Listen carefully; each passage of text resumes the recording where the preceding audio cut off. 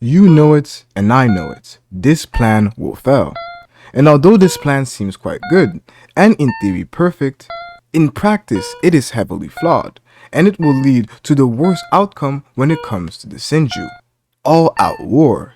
As whether this plan is successful or not, the repercussions of this betrayal will anger Jura. And this is the outcome that it seems Kashin Koji never wanted to happen. However, Shikamaru, without knowing everything about the future, has believed that this is the most viable plan. And if you think about it extremely logically, it will make sense. You're going to go betray the Shinju and then collect their torn souls. Since they are inexperienced, it will be easy for them to be manipulated. They are just feeling these emotions and do not have the experience to control their emotions that they felt. Moegi did love Konohamaru since the get-go, but she never acted in the way Matsuri did. And this is what we're currently seeing. This is what Shikamaru is preying upon. And this clearly deviates from the way that Naruto would have operated. And if you check some of the dialogue that maybe Shikamaru doesn't have access to, and thus he doesn't truly understand the Shinju, but just like Shikamaru said, the Shinju are not intrinsically evil. Thus, they could be manipulated to each side. However, Shikamaru has viewed this weakness as something to prey upon, but not something to nurture. When it comes to Naruto, Naruto would have never decided to pick such a strategy.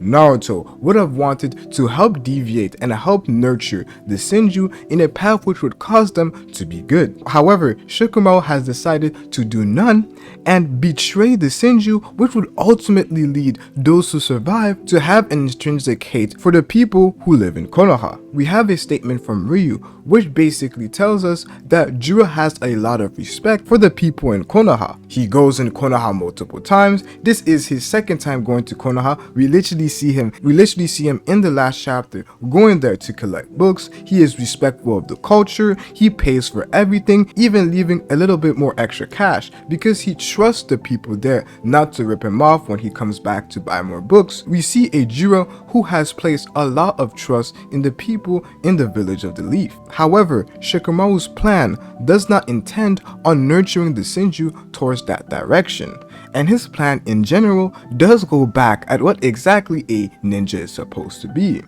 as Naruto's version of a ninja is completely different from that of Shikamaru. Shikamaru's version of a ninja is one that we saw in part 1.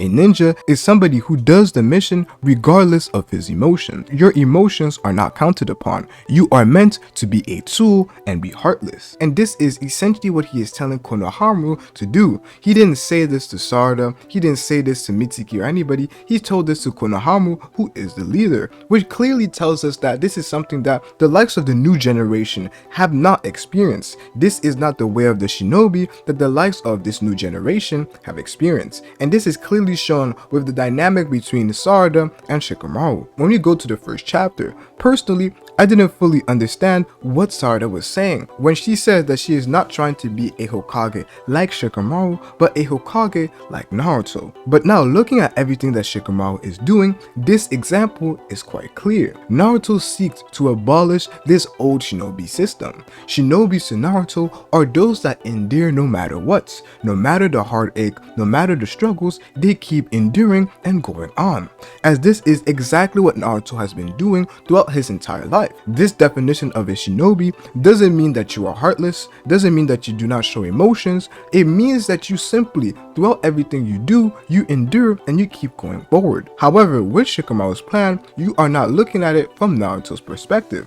But when you come to look at it from Shikamaru's perspective, you will see that Shikamaru is pushing Konohamaru to be heartless and to be this old version of shinobis that we used to see back in the day, especially with what was explained to us in the first arc of Naruto, where Zabuza told us that shinobis are tools meant to be killers and act as if they did not have a heart. And at the end of that arc, we do end up seeing Zabuza actually show emotions, which tells us that at the heart, a shinobi is not heartless, but he is trained to be, but cannot remove that part of his being, which is why Zabuza crying was the perfect conclusion to the arc, showcasing what a shinobi truly is, and that is not being a heartless monster, as Zabuza ended up crying and seeing how his actions ended up affecting others.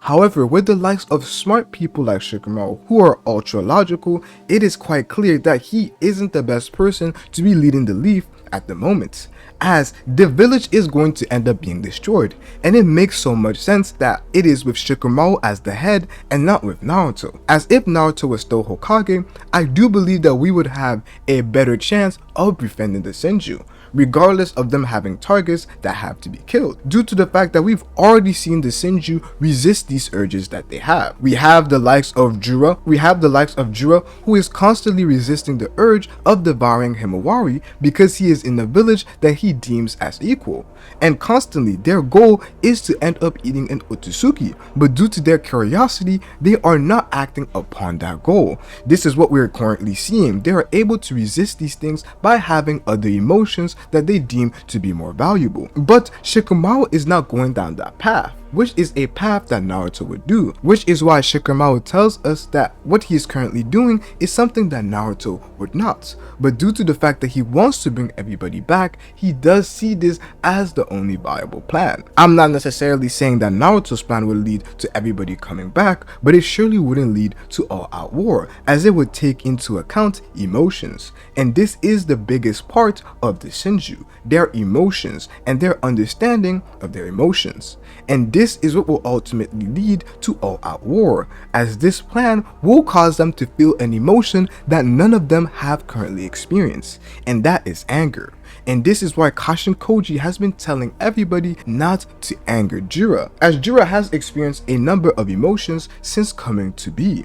And that main emotion is the thirst for knowledge and curiosity, which is what leads him to end up coming to the village. And although he has a target in Himawari, he values that emotion that he gets to experience, which is more knowledge and the ability to be able to get information that you want by going to bookstores. This is what is stopping Jura from devouring Himawari. However, when Jura is exposed to this new emotion, which is anger, it will truly start to change him, as anger is something that we have seen throughout the world. Hatred, anger, all these sorts of emotions really does change a person.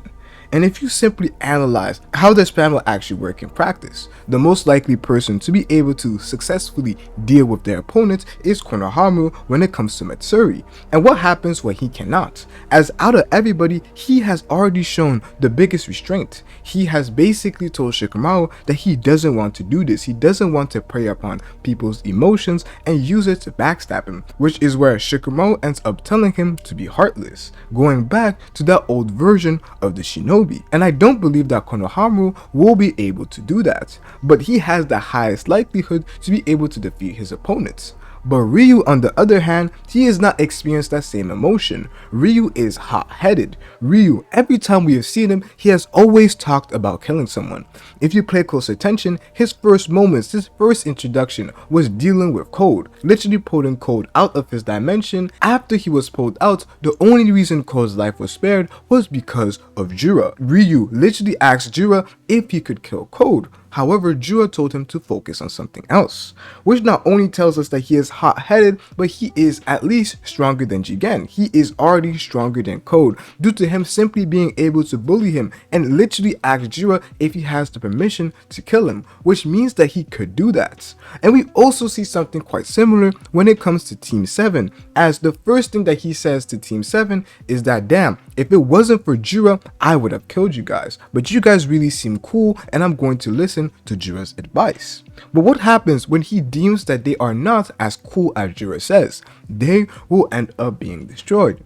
And are they as strong enough to defeat a Jigen level threat? We have a Sarada who has gone through almost a pseudo-like awakening of the Mangekyo Sharingan, as we have never seen her use the Mangekyo Sharingan abilities, and we have a Mitsuki who we can't really gauge how strong he is due to the caliber of the people that he has fought. But we can't say out of a sudden throughout the time skip he has become a Jigen level threat. We can't say that as of yet. And we're not even going to consider the guys from the Land of Wind. They are basically father. So how exactly are they going to be able to defeat the likes of Ryu? All of these questions that we are asking are things that are going to come and ruin Shikamaru's plan at the end of the day. And thus, this anger that Kashin Koji didn't want the Shinju to feel is going to be an emotion that they will feel rather quickly. And this emotion will ultimately lead towards Jura hating the village. And this could be the reason why we see the village destroyed, as we have to think about this as a genuine possibility. Jura getting angry and attacking everybody and thus acting irrationally, as it still wouldn't be the most rational action that Jura could take. However, Jura has never experienced anger, and we know that with anger, you often come to do things that you end up regretting. And out of everybody, I really wouldn't want Jura to be mad. And this being discussed right now, the possibility of Jura feeling anger due to this plan really makes me question Kashin Koji, as Kashin Koji must have known that this is the path that Shikamaru wanted to take. He literally handpicked the people who would end up going to the land of wind. And this may tell us that the possibility of them actually winning is highly probable, or maybe this is the highest chance out of every other move that he could have made that will end up winning. However, with everything that Kashin Koji has done, can we be 100% honest and say that it has actually led towards the worst future coming to be? As if we go back to everything that Kashin Koji did, I can't be 100% sure that he has done anything to actually prevent any of the worst future outcomes from taking place. He couldn't prevent Code from turning the Ten Tails into the Shinju, he couldn't prevent the birth of Ryu, and the only thing that was prevented is Boruto's death. But I don't really think that in that future, Boruto was meant to die at that moment. I think he was meant to die a little bit later. Everything that is happening, Kashin Koji, for some odd reason, has not seemed to be able to change the future. There have been some delays in some possible manner. However, the worst future that everybody is fearing at the current moment, I don't believe that Kashin Koji has really done anything to prevent it. And the question is, can he? Can Kashin Koji actually prevent the worst future from taking place? As even though one person can know what the worst future is and could see the future, if it is 100% going to happen, and if you don't have the strength possible to stop it, what is the point? What is the point of continuing to work forward? And the point that Kashin Koji has, all of the actions that he is currently doing, is to prevent his worst future. But his worst future is that of the planet essentially being destroyed by having Boruto killed by Jura and Kawaki fed to the Shinju, ending up turning into a chakra fruit, destroying the planet as a whole. This is the worst future for sure. However, it doesn't mean that there are other futures maybe a little bit worse, but still futures that we definitely don't want to happen. And this is what I believe is currently taking place.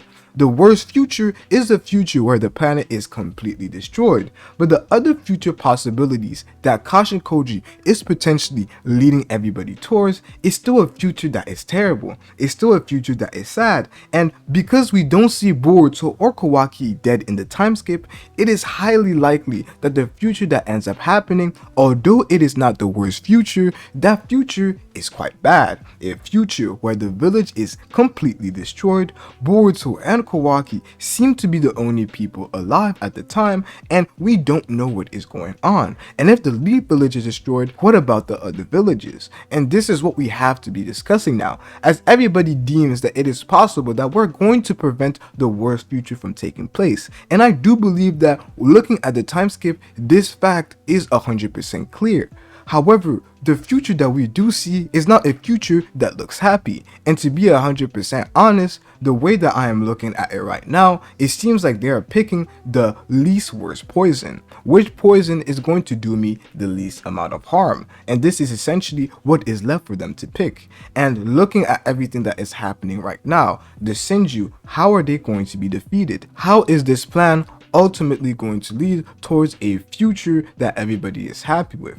And the honest truth is, looking at the time skip, this is simply not going to be the case, as right now the path that we are going is ultimate destruction. With somebody else as a leader, like Naruto, maybe we could have nurtured the Shinju into a path of righteousness, into a path of goodness. This is what would have most likely happened if Naruto was not sealed, which is why we constantly go back to the fact that Kawaki sealed Naruto and Hinata, because this could actually be the worst move that Kawaki ever made, as maybe with Naruto we could have seen a different path. We know that Naruto is a genius when it comes to talk no jutsu, and we saw this with Nagato, who basically gave up his life and brought everybody back that he ended up killing in the Leaf Village. We could have seen something similar with the Shinju, who end up understanding how their existence is wrong, and it ends up destroying the world that they love through Naruto's Talk no Jutsu, and they end up giving up their lives to the people who actually were living before them, realizing that their existence is an abomination. Thus, they end up rectifying the wrongs by understanding these emotions that the likes of Shikamaru is trying to prey upon, but Naruto would try to nurture, and thus they would end up giving up their lives to bring back the people that they ended up stealing it from. This would have been a conclusion that is honestly one that we have to consider when it comes to Naruto being here or not. But the fact that Naruto is not here and who we have as Hokage is Shikamaru, and this is why a lot of people are comparing him to Danzo. However, with Naruto, I do believe there would have been a brighter future, but now that this plan has been in motion, to me, it is quite clear that the future that we are seeing is not a future of either good or bad future, it's a future of bad or worse future where the planet ends up destroying. And from the looks of the time skip, the planet is intact. So we ended up picking just the bad future. There is no good future out there for the Boruto universe. And ultimately, one could say that this is because Naruto has been sealed. And to be honest, I would be quite glad to hear you guys' thoughts on this analysis. Would everything have been better if Naruto was not sealed? Do you think that he would have been able to deal with the likes of the Shinju a lot better? Let me know in the comment section below. But something that is quite clear to me is that Koji cannot prevent a bad future from taking place. He is simply picking between not having the worst future take place and picking something that is a little less bad, but still bad at the end of the day. Or maybe it is something completely different. Or maybe the purpose of this plan is to push everybody towards a specific awakening that will ultimately lead them to become strong enough to defend themselves against the likes of the Shinju. And if this is the case, you have to watch this video to figure out how exactly it could end up taking place.